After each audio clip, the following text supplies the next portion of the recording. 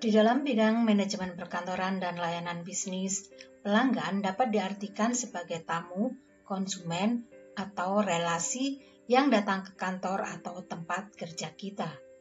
Untuk itu, pelanggan merupakan faktor penting dalam maju tidaknya sebuah usaha atau organisasi. Istilah lain dari pelanggan adalah kolega.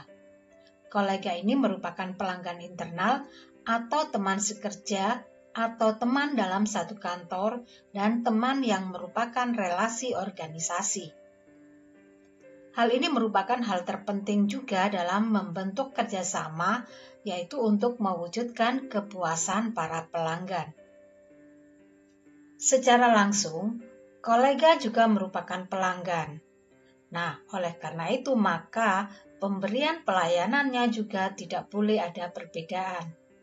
Pengukuran kepuasan pelanggan merupakan faktor penting dalam pengambilan keputusan untuk melakukan perubahan ataupun perbaikan dari proses layanan yang diberikan.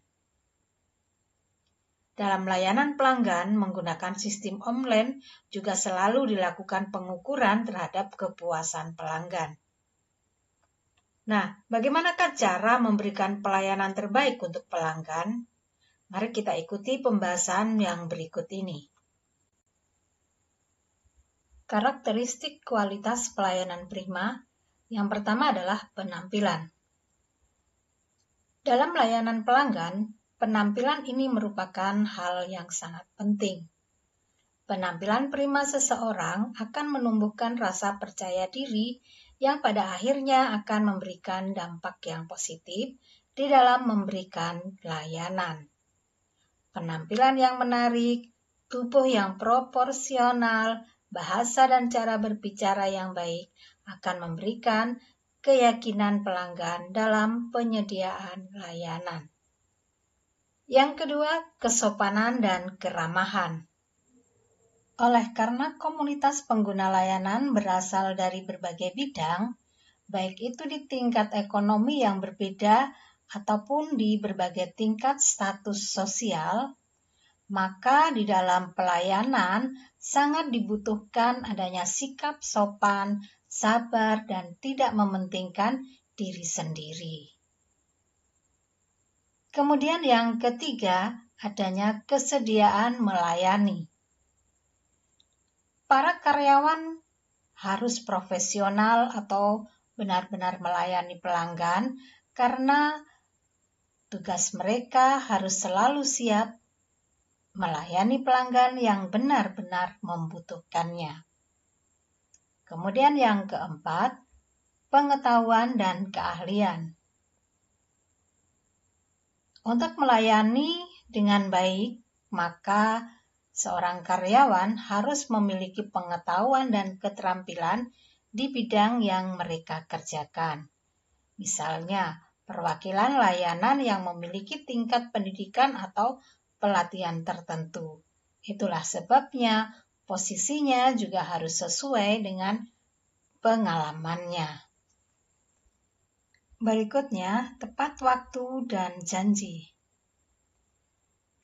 Di dalam hal pelayanan, seorang karyawan harus dapat menjaga waktu dan janji ketika mereka melakukan tugasnya.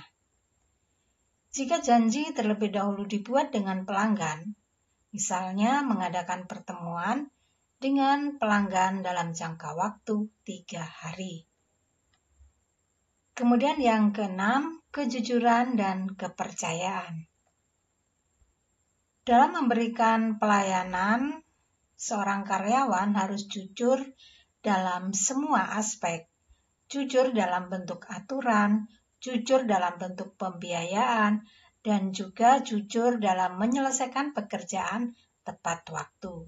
Nah, jika kalian semuanya jujur, manajer layanan dapat mengandalkan beberapa hal, termasuk dalam hal kata-kata, sikap, pekerjaan, dan lain-lain. Setiap pelanggan pasti menginginkan pelayanan yang berkualitas. Oleh karena itu, maka layanan pelanggan harus efisien dan efektif. Hal ini memungkinkan adanya waktu yang efektif singkat dan tepat biaya, sehingga hasil layanan berkualitas tinggi dan akan dapat dicapai.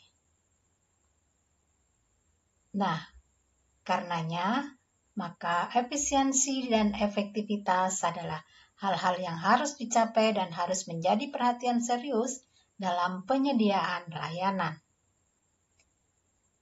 Berikutnya kemudian yang ke-8, kepastian hukum. Kepastian hukum harus diberikan apabila hasil layanan yang diberikan kepada pelanggan dalam bentuk keputusan. Dan apabila tidak ada kepastian hukum yang jelas, maka hal ini tentu saja akan mempengaruhi sikap masyarakat, misalnya dalam hal layanan manajemen sekuritas. Nah, jika ada kepastian, maksudnya ketidakpastian hukum, hal itu tentu akan mempengaruhi kredibilitas perusahaan atau layanan. Selanjutnya yang ke-9 adalah keterbukaan. Nah, sikap terbuka ini tentu saja akan mempengaruhi kejelasan informasi untuk publik atau pelanggan. Maka setiap perusahaan atau pebisnis yang berurusan dengan izin harus memiliki keterbukaan. Dan selanjutnya yang ke-10 adalah biaya. Setiap perusahaan pasti memiliki pendanaan yang memadai yang harus ditetapkan. Nah, oleh karena itu, daya beli masyarakat harus masuk akal, transparan, dan sesuai. Nah, ini adalah 10 dari karakteristik kualitas pelayanan prima.